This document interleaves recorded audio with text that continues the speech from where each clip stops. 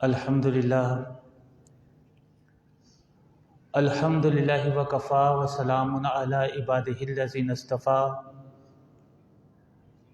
خصوصاً علی سیدنا و نبینا محمد المصطفیٰ وعلی آلہ و اصحابہ اولی الصدق والصفاء اما بعد فاعوذ باللہ من الشیطان الرجیم بسم اللہ الرحمن الرحیم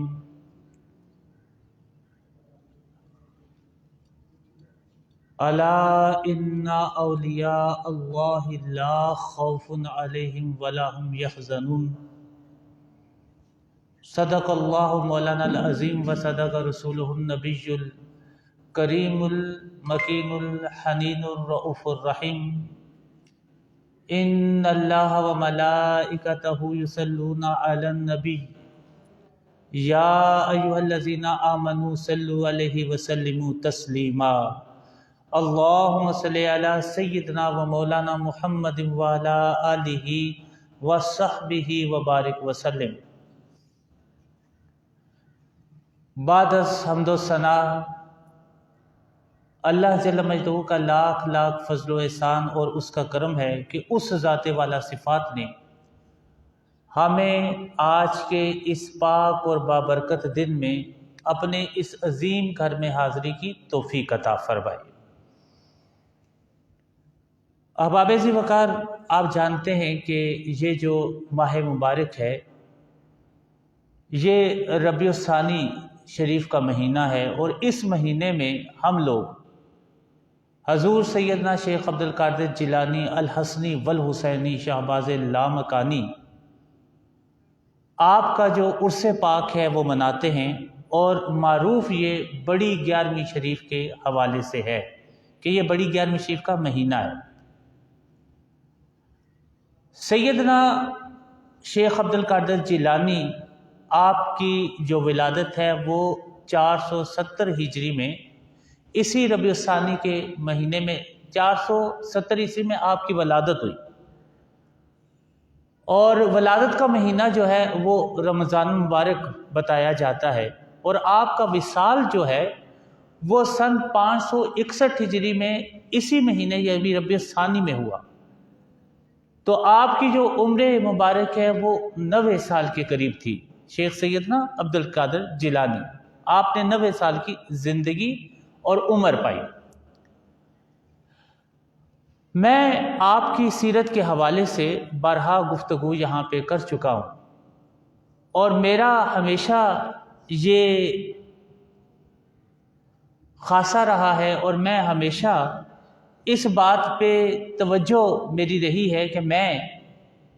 آپ کی سیرت کے حوالے سے، آپ کی تعلیمات کے حوالے سے آپ احباب تک جو ہے وہ اپنی بات پہنچاتا رہوں، کس لیے کہ انبیاء کے بعد یہ اولیاء کرام کی سیرت ہے کہ جس پر عمل کرنے کے لیے اللہ تبارک تعالیٰ نے اپنے بندوں کو ارشاد فرمایا ہے، حکم ارشاد فرمایا ہے۔ اللہ تبارک تعالیٰ نے ارشاد فرمایا کہ اہدنا الصراط المستقیم صراط الذین انعمت علیہم۔ تو اس لیے اللہ کے جو مقبول بندے ہیں ان کی سیرت پر عمل کرنا، ان کی بات کو سننا، ان کی نصیحت کو ماننا، یہ اس کا حکم قرآن کی نص سے ثابت ہے، اور یہ حجت ہے تمام بندوں پر کہ وہ اللہ کے ولیوں کی، اللہ کے مقربین کی جو ہے وہ سیرت کو اپنائیں بھی، اور ان کے جو تعلیمات ہیں ان پہ عمل بھی کریں۔ اب رسول کریم صلی اللہ علیہ وسلم جو ہیں آپ آسمان اور زمین میں،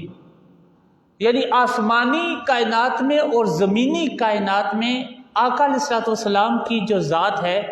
وہ رابطہ اور وسیلہ ہے، وہ رابطہ اور وسیلہ ہے۔ آسمان سے کوئی خیر اور بھلائی نہیں اترتی مگر یہ کہ رسول کریم صلی اللہ علیہ وسلم کے واسطہ اور وسیلہ سے اترتی ہے، اور زمین والوں کا کوئی بھی عمل جو ہے وہ اوپر نہیں جاتا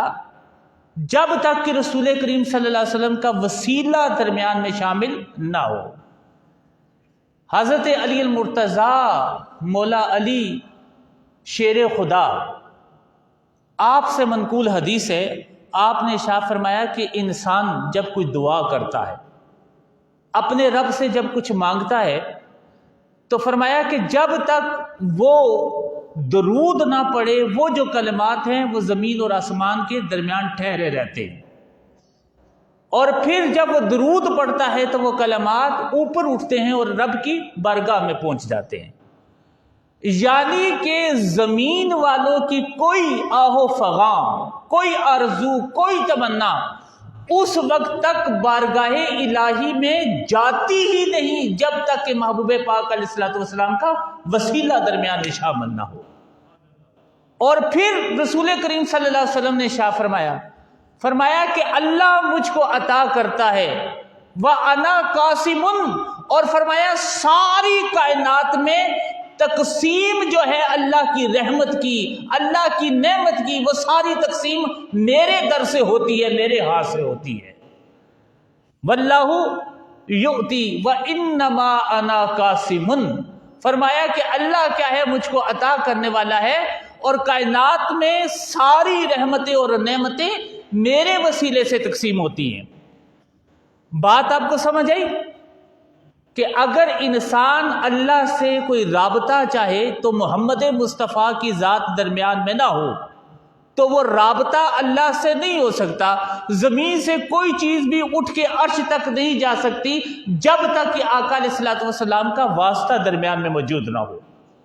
اور پھر عرش سے اللہ جو رحمتیں اور نعمتیں عطا کرتا ہے،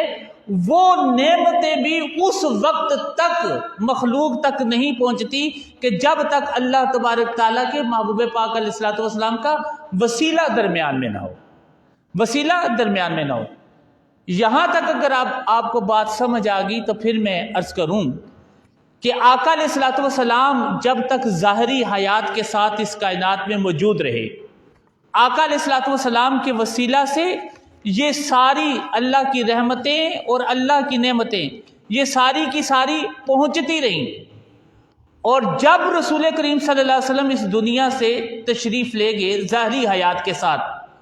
تو آقا علیہ الصلوۃ والسلام کا جو نبوت کا دروازہ تھا آقا علیہ الصلوۃ والسلام سے بند ہو گیا۔ پھر آقا علیہ الصلوۃ والسلام نے اس نبوت کے فیض کو ولایت کے فیض میں کنورٹ کر دیا، ولایت کے فیض میں کنورٹ کر دیا۔ یعنی کہ جو نعمتیں رسول کریم صلی اللہ علیہ وسلم کے وجود مسعود کی وجہ سے ہم پہ اترتی تھیں، اور نبوت کے راستے جو ہم کو اللہ کے انوار، اللہ کے تجلیات وہ سارے ملتے تھے، تو اللہ تبارک تعالیٰ نے پھر کیا کیا، نبوت کا وہ فیض ولایت میں کنورٹ کر دیا، نبوت کا وہ فیض ولایت میں کنورٹ کر دیا۔ اب اللہ تبارک تعالیٰ اب بھی اپنی رحمتیں اتارتا ہے، لیکن کسی وسیلے کے بغیر نہیں۔ پہلے نبوت کا وسیلہ تھا، اس نبوت کے وسیلے کو اللہ نے ولایت کے وسیلے میں کنورٹ کر دیا۔ حضرت علی المرتضیٰ رضی اللہ تعالی عنہ مولا کائنات، آپ ارشاد فرماتے ہیں، اور اس حدیث کو جو ہے وہ مسند حضرت امام احمد نے نقل کیا ہے، اور مشکات نے بھی مسند کے حوالے سے ہی اس حدیث کو اپنی کتاب میں شامل کیا ہے۔ حضرت علی المرتضیٰ فرماتے ہیں کہ میں نے رسول کریم صلی اللہ علیہ وسلم سے سنا، آپ نے فرمایا کہ ابدال 40 مرد ہیں، جب ان میں سے ایک وفات پاتا ہے تو اللہ تعالیٰ اس کی جگہ دوسرے شخص کو مقرر فرما دیتا ہے۔ ابدال کتنے ہیں؟ 40 مرد ہیں۔ جب ان میں سے کوئی وفات پاتا ہے تو اللہ اس عدد کو پورا کرنے کے لیے کسی اور کو مقرر فرما دیتا ہے، اور فرمایا کہ ان کی شان کیا ہے؟ فرمایا یسقی بہم الغیث، فرمایا کہ ان کی وجہ سے اللہ تبارک تعالیٰ ان کی برکت سے بارشیں برساتا ہے، اللہ ان کی برکت سے بارشیں برساتا ہے، اور ینصر بہم علی الاعداء، اور اللہ تبارک تعالیٰ مسلمانوں کو، اپنے نیک بندوں کو جب دشمنوں پہ فتح عطا کرتا ہے تو ان ابدال کے وجود کی وجہ سے اللہ ان کو فتح عطا کرتا ہے. یعنی کہ وسیلہ اللہ کی رحمتیں اور نعمتیں آتی ہیں لیکن وسیلے سے آتی ہیں، اور وسیلہ کیا ہے؟ محمد مصطفیٰ کے بعد ولایت کا وسیلہ. اور وہ وسیلہ یہ ہے کہ پھر حضرت عبداللہ بن مسعود رضی اللہ تعالی عنہ روایت کرتے ہیں، نبی کریم صلی اللہ علیہ وسلم نے فرمایا کہ اللہ کی مخلوق میں 300 اولیاء اللہ ایسے ہیں،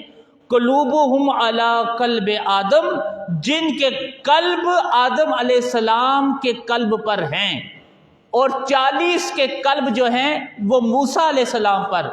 اور 7 کے قلب جو ہیں ابراہیم علیہ السلام پر، اور 5 کے قلب جبریل علیہ السلام کے قلب پر، اور 3 کے قلب جو ہیں وہ میکائیل علیہ السلام کے قلب پر، اور 1 کا دل جو ہے وہ حضرت اسرافیل علیہ کے قلب پر.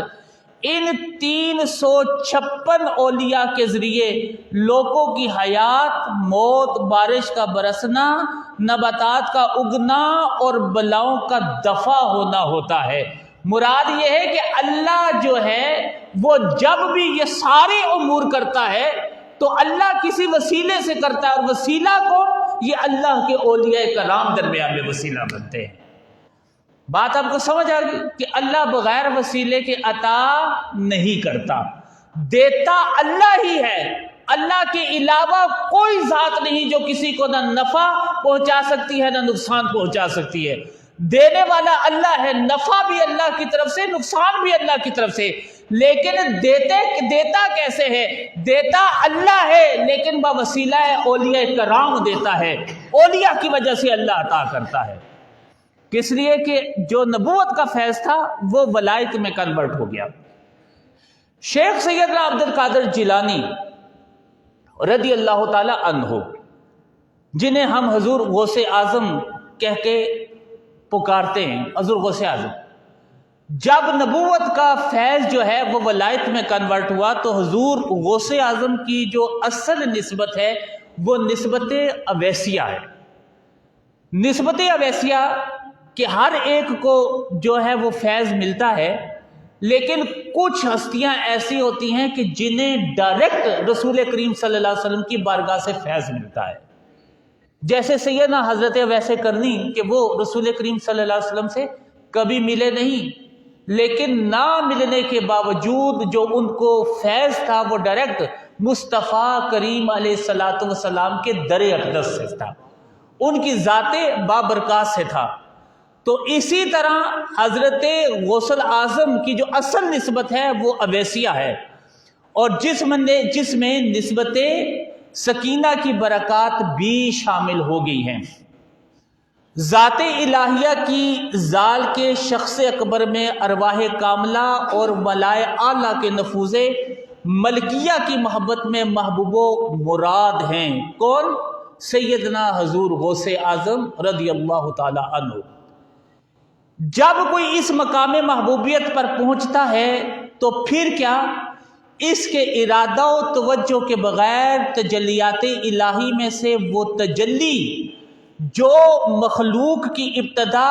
تدبیر اور تدلہ کی جامع ہے اس پر ظہور کرتی ہے. یعنی کہ جب کو کسی کو اس طرح نسبت ہوتی ہے، نسبت اویسیہ، تو پھر اللہ تبارک تعالیٰ کی وہ تجلی جو اللہ نے مخلوق کو پیدا کرتے ہوئے وہ تجلی فرمائی تھی. وہ تجلی کیا؟ یعنی کہ اللہ جب مخلوق کی طرف متوجہ ہوا تھا تو جس شان سے متوجہ ہوا تھا تو وہ جو تجلی پڑی ساری مخلوق پر اور ساری مخلوق کو وجود ملا، وہ تجلی اس ذات پہ پڑتی ہے جو اللہ کا اس قدر محبوب ہو جائے، یعنی سیدنا شیخ عبد القادر جیلانی. اور پھر اس تجلی کے پڑھنے سے کیا ہوتا ہے کہ یہ ہوتا ہے کہ جس کے پاس ایسے برکات کا ظہور ہوتا ہے کہ جن کی انتہا نہیں ہوتی، گویا انتظامی امور کائنات خود بخود ظہور پذیر ہونا شروع ہو جاتے ہیں. اللہ نے کیا کہا تھا؟ کن، ساری کائنات کیا فیکون خود بخود ہونا شروع ہوگی تھی. اللہ نے کن کہا سب خود بخود ہو گیا۔ تو جب بندے کی طرف اللہ ایسی تجلی فرماتا ہے تو پھر اس بندے کے وجود کا یہ حال ہو جاتا ہے، وہ جس طرف ارادہ کرے، جس طرف دیکھے، اس کے وجود سے ایسی برکات کا ظہور ہوتا ہے کہ وہ سارے کے سارے دنیاوی امور خود بخود ہونا شروع ہو جاتے ہیں جہاں اس بندے کا وجود موجود ہوتا ہے۔ آپ اس بات کو سمجھیں، چاند جہاں پہ چڑھ جائے نا، چاند، تو کسی کو ضرورت نہیں ہوتی کہ اس کو بتایا جائے کہ چاند چمک رہا ہے۔ جب پھول کھل جائے تو کسی کو بتانا نہیں پڑتا کہ خوشبو آ رہی ہے، پھول کھل گیا ہے۔ پھول کھل جائے تو خوشبو آتی ہی آتی ہے، اور جب چاند طلوع ہو جائے تو چاندنی ہر طرف پھیلتی ہی پھیلتی ہے۔ ایسے ہی جب اللہ اپنے کسی بندے کو اس مقام کے لیے مختص کرتا ہے، وہ بندہ جب اللہ کے بندوں کے درمیان بیٹھتا ہے نا، وہ مقرب بندہ، تو پھر وہ چاہے نہ چاہے، ارادہ کرے نہ کرے، جو اس کے وجود سے مس ہو جاتا ہے، جس محلے میں وہ ہوتا ہے، جس شہر میں ہوتا ہے، جس ملک میں ہوتا ہے، بلکہ کائنات میں ہر طرف اللہ اس وجود کے صدقے سے اپنی رحمتوں کا نزول فرما دیتا ہے۔ اللہ اپنی رحمتوں کا نزول فرما دیتا ہے۔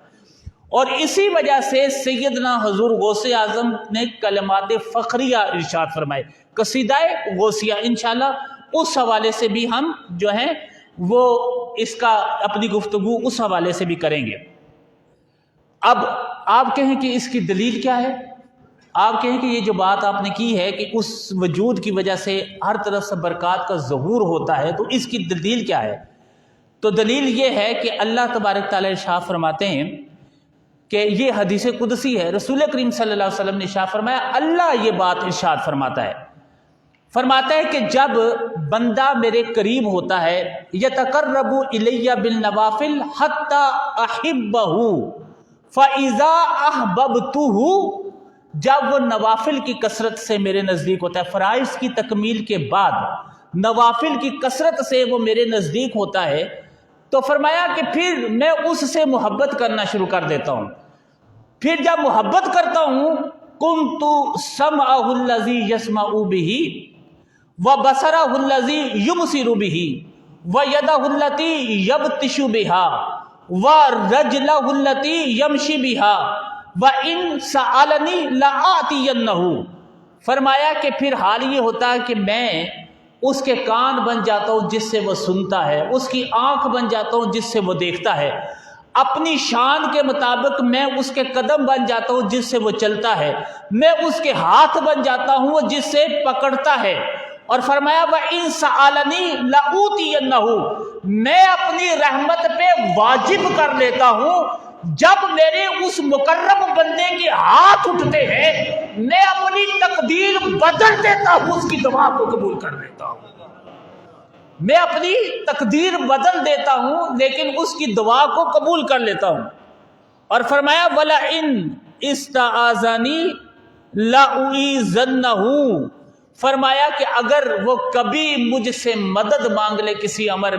میں کبھی اس کی پیٹھ کو خالی نہیں چھوڑتا، ضرور بالضرور میں کیا کرتا ہوں، اس کی مدد کرتا ہوں۔ اب یہ حدیث آپ نے سنی، اس کے بعد آپ اس قول کو دیکھیں کہ یہ اللہ کے وہ مقرب لوگ ہوتے ہیں کہ اللہ تبارک تعالیٰ ان کے وجود کے صدقے سے برکات کا نزول کرتا ہے۔ یہ جہاں بھی چل کے جاتے ہیں ان کے قدموں کے صدقے سے اللہ لوگوں کی نحوستیں دور کرتا ہے، اللہ مصیبتوں کو ٹالتا ہے، اللہ لوگوں کے مردہ دلوں کو زندہ کرتا ہے۔ کس وجہ سے؟ فقط ان کے وجود کی برکات کی وجہ سے اللہ اپنی رحمتوں کا نزول کرتا ہے۔ اب آپ کو بات سمجھ آئی؟ حضرت شیخ سیدنا عبدالحق محدث دہلوی رحمۃ اللہ علیہ اخبار الاخیار کے دیباچہ میں آپ یہ مقدمہ لکھتے ہوئے تحریر فرماتے ہیں کہ جب خاتم نبوت کی خلافت حضرت علی کی ذات گرامی تک پہنچی، یعنی کہ خلافت جو روحانی خلافت تھی وہ حضرت علی المرتضیٰ کو تفویض کی رسول کریم صلی اللہ علیہ وسلم نے، کیا کہہ کے من کنت مولاہ فہذا علی مولا، جس کا میں مولا اس کا علی مولا۔ یہ کہہ کر آپ نے اپنی جو روحانی خلافت تھی وہ روحانی خلافت کس کو دی؟ حضرت علی المرتضیٰ، ان کی ذات کو تفویض کی، عطا کی۔ تو کہتے ہیں کہ اس شجرہ علم و ولایت سے درخت طوبہ کی مانند بے شمار شاخیں پھوٹی کہ جن کے کمالات ہر جانب سایہ فگن ہوئے، اور ساری دنیا حضرت علی المرتضیٰ کے نور جمال ولایت سے روشن ہوگی، بالخصوص رسول کریم صلی اللہ علیہ وسلم کی اولاد، اور یہ اولاد بحکم وراثت حقیقی اور مناسبت ذاتی ولایت کا پورا پورا حصہ ان کو تفویض ہو گیا۔ حضرت علی المرتضیٰ کے بعد پھر یہ ولایت تھی نا، یہ ولایت تقسیم ہوئی آقا علیہ الصلوۃ والسلام کی امت میں، اور اس میں سے جو حصہ وافر تھا وہ کس کو ملا؟ آقا علیہ الصلوۃ والسلام کی روحانیت کا وہ حصہ وافر جو آقا کی آل کو اور اولاد علی کو ملا، جو فاطمی اولاد ہے اس کو ملا۔ اور فرمایا کہ پھر کیا ہوا کہ اپنی عظمت ذاتی کی بنا پر ولایت مانوی کا علم بلند کرتے ہوئے ظاہری حکومت دوسروں کے لیے چھوڑ دی،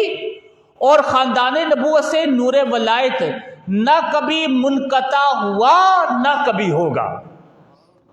تو یہ جو سادات پاک تھے نا، سادات پاک نے اس وراثت کو لے لیا، اور ظاہری جو حکومت تھی ان سے وہ الگ ہو گئے۔ اب کسی بھی زمانے میں جو سید ہو، فاطمی سید ہو، کسی بھی زمانے میں، اس کو رسول کریم صلی اللہ علیہ وسلم کی روحانیت کی وہ سلطنت عطا ہوتی ہے، وہ وراثت عطا ہوتی ہے۔ اس زمانے میں، جس زمانے میں رسول کریم صلی اللہ علیہ وسلم کے خاندان کا، آقا علیہ الصلوۃ والسلام کی آل کا، آقا علیہ الصلوۃ والسلام کی اولاد کا کوئی بھی شخص موجود ہو، ولایت کا اصل منبع وہ ہوتا ہے۔ اور اس زمانے میں اگر ولایت کسی اور کے پاس ہوتی ہے تو وہ بھی وسیلہ اولاد علی ہوتی ہے، یعنی اس سید کے قدموں کے تصدق سے اس کو ولایت ملتی ہے۔ آپ اس بات کو سمجھے نا؟ تو ولایت اگر کسی اور کے پاس بھی ہے تو وہ اس سید کی وراثت سے اس کو حصہ ملتا ہے، وہ سید اس زمانے میں موجود ہوتا ہے جو پیچھے سے اس ساری چیز کو کنٹرول کر رہا ہوتا ہے۔ اور فرمایا کہ پھر خاندان نبوت سے نور ولایت نہ کبھی منقطع ہوا اور نہ کبھی ہوگا، اور آسمان ولایت نے ان اقطاب کے بغیر کبھی قرار نہیں پکڑا۔ یہ جو کتب ہیں یہ آسمان ولایت پہ ہمیشہ موجود رہے۔ اور پھر فرمایا کہ انہی میں سے اللہ نے جسے چاہا، اب دیکھیں اسی خاندان میں سے، آقا علیہ الصلوۃ والسلام کے خاندان میں سے، سادات میں سے اللہ نے جسے چاہا قطب الاقطاب بنا دیا، جسے چاہا غوث بنی آدم بنا دیا، جسے چاہا مرجع جن و انس بنا کر مشرق و مغرب میں معروف کر دیا۔ اور حضرت سیدنا شیخ عبد القادر جیلانی کو اللہ تبارک نے محی الدین کا جو ہے وہ منصب عطا کیا، یعنی آپ نے دین اسلام کو دوبارہ زندہ کیا، اس لیے آپ کو کیا کہتے ہیں؟ محی الدین شیخ سیدنا عبد القادر جیلانی رضی اللہ تعالی عنہ۔ بات آپ سمجھے؟ پھر فرماتے ہیں کہ اگرچہ جمال محمدی تمام آل رسول کریم صلی اللہ علیہ وسلم کی آل میں تابع و درخشاں ہے، مگر محی الدین سید عبد القادر جیلانی میں اس کا کچھ اور ہی رنگ ہے، جو حقیقتاً جمال احمدی صلی اللہ علیہ وسلم اور کمال محمدی کا مظہر عتم ہے۔ آپ کو یہ بات سمجھ آئی؟ پھر اللہ تبارک تعالیٰ یعنی کہ رسول کریم صلی اللہ علیہ وسلم کے بعد اس بات کو خود سیدنا شیخ عبد القادر جیلانی رضی اللہ تعالی عنہ نے بیان فرمایا کہ لوگوں سنو، لِكُلِّ وَلِيٍّ قَدَمٌ، فرمایا کہ ہر ولی جب وہ ولایت میں آتا ہے تو وہ کسی نہ کسی نبی کے قدم پہ ہوتا ہے۔ قدم پہ کیا کہ کوئی ولی ہوگا اس کا دل جو ہے وہ ابراہیم علیہ السلام جیسا ہوگا، کوئی ولی ہوگا اس کو فیض حضرت عیسیٰ علیہ السلام سے ملے گا، کوئی ولی ہوگا اس کو فیض حضرت موسیٰ علیہ السلام سے ملے گا، کوئی ولی ہوگا اس کو فیض حضرت یحییٰ علیہ السلام سے ملے گا، کسی کو حضرت عزیر علیہ السلام سے ملے گا، کسی کو حضرت سلیمان علیہ السلام سے ملے گا، کسی کو حضرت لقمان علیہ السلام سے ملے گا۔ یعنی ہر ولی کی ولایت کا رنگ جو ہے وہ اسی طرح ہوتا ہے جس طرح کہ کسی نبی نے اپنے دور میں نبوت کا جو خاصہ تھا۔ اسی لیے رسول کریم صلی اللہ علیہ وسلم نے شاہ فرمایا نا، علماء امتی کا انبیاء بنی اسرائیل، فرمایا کہ میری امت کے علماء ربانیین یعنی اولیاء اللہ جو ہیں وہ اسی طرح ہیں جس طرح بنی اسرائیل کے پیغمبر ہوا کرتے تھے۔ یعنی کہ کسی کے در پہ جاؤ گے تو تمہیں موسمی فیض نظر آئے گا، وہاں جلال بھی ہوگا، دبدبا بھی ہوگا، اور کسی کے در پہ جاؤ گے وہاں عیسوی فیض نظر آئے گا، نہ کسی سے ملنا، نہ کسی سے ملانا، دنیا سے الگ تھلگ رہنا۔ جیسے کہ آپ جائیں نا حضور سیدنا داتا علی حجویری کے مزار پہ، آپ دیکھیں گے کیا سلطنت ہے، کیا بادشاہت ہے، ہر طرف لوگ جو ہیں لوگ ہی لوگ موجود ہیں، آ رہے ہیں، لنگر بٹ رہے ہیں، کھا رہے ہیں، راتیں بھی جاگتی ہیں، دن بھی جاگتے ہیں، اللہ کا ذکر ہو رہا ہے، ٹولیاں کی ٹولیاں وہاں پہ آتی ہیں اولیاء کرام کی جو سلام کر کے چلی جاتی ہیں۔ یہ بادشاہت کا ایک رنگ ہے۔ اور ساتھ ہی سیدنا حضرت میاں میر، ان کا مزار اقدس ہے اچھرا میں نا، سیدنا میاں میر، اگر آپ وہاں پہ چلے جائیں مزار پہ 4 آدمی بیٹھے ہوئے آپ کو نظر آئیں گے، کوئی ایک ادھر بیٹھا ہے، کوئی ادھر بیٹھا ہے، اور میں نے دیکھا ہے مزار اقدس پہ اکثر چادر بھی اڑی ہوتی ہے، چادر بھی نہیں ہوتی۔ تو یہ مزاج ہے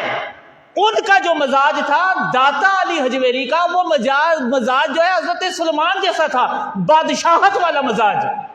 اور یہ جو مزاج ہے میاں میر کا، ان کا مزاج آقا علیہ الصلوۃ والسلام کی فقیری والا مزاج تھا کہ نہ کبھی کسی سے مخلوق سے اتنا ملے، نہ مخلوق کے ساتھ کوئی اتنے روابط رکھے، علیحدہ رہے۔ اس لیے فرمایا کہ لِكُلِّ وَلِيٍّ قَدَمٌ، ہر ولی کسی نہ کسی نبی کے قدم پہ ہوتا ہے، اور فرمایا عَلَىٰ قَدَمٌ عَلَىٰ، کہ میں جو ہوں میرا قدم کس پر ہے، فرمایا ہر ولی کا کسی نہ کسی نبی کے قدم پہ قدم ہوتا ہے، اور فرمایا میرا قدم میرے جد امجد سیدنا حضرت محمد مصطفیٰ کے قدم پر ہے۔ میرا قدم میرے جد امجد حضرت سیدنا محبوب خدا حضرت سیدنا محمد مصطفیٰ کے قدم پر ہے، کہ یعنی کہ جس طرح کہ حضور غوث اعظم درمیان اولیاء، چوں محمد درمیان انبیاء، کہ جس طرح نبیوں کے درمیان محمد مصطفیٰ کا مقام ہے، فرمایا اسی طرح میرا مقام تمام اولیاء کے درمیان ہے۔ اور جو کمالات نبوت میں اللہ تبارک تعالیٰ نے آقا علیہ الصلوۃ والسلام کو عطا کیے، وہ سارے کمال نبوت میں اللہ نے میری ذات کو عطا کر دیے۔ ولایت میں اللہ نے میری ذات کو عطا کیے، انہیں نبوت میں ملے، انہیں ولایت میں ملے۔ اسی لیے آپ جا بجا فرماتے ہیں کہ میری تربیت خود ڈائریکٹ محمد مصطفیٰ میرے جد امجد نے کی، اور اللہ تبارک تعالیٰ نے مجھ کو اتنا مقام عطا کیا کہ پھر میں نے یہ کہہ دیا کہ میرا یہ جو قدم ہے، یہ میرا قدم تمام اولیاء اللہ کی گردنوں پر ہے، تمام اولیاء اللہ کی گردنوں پر ہے۔ یہ آج میں نے تھوڑا سا تعارف کروایا ہے سیدنا شیخ عبد القادر جیلانی رحمۃ اللہ علیہ کا، میں نے تعارف کروایا ہے، تو انشاءاللہ اگلے جمعہ کے خطاب میں ہم سیدنا شیخ عبد القادر جیلانی کی جو ولایت ہے اس ولایت کے حوالے سے گفتگو کریں گے، اور پھر جو ہے اللہ کے فضل اور کرم سے پھر ہم آپ کی تعلیمات کے حوالے سے بھی گفتگو کرنے کی سعادت حاصل کریں گے۔ اللہ تبارک تعالیٰ سے دعا ہے کہ اللہ ان مقرب ہستیوں کے صدقے سے ہمارے دلوں کو اپنی یاد کا مخزن بنا لے، اور اللہ ہمیں اس دنیا کی سوچوں سے نجات دے کر اپنی ذات کی طرف رغبت کرنے والا بنا لے، اور تمام لوگوں کے جو مسائل ہیں، مسئلے ہیں، جو مصیبتیں ہیں، اللہ حضور سیدنا شیخ عبد القادر جیلانی کے صدقے سے ہر ایک کی مصیبتوں کو، ہر ایک کی مشکلوں کو آسان فرمائے۔ وما علینا الا البلاغ۔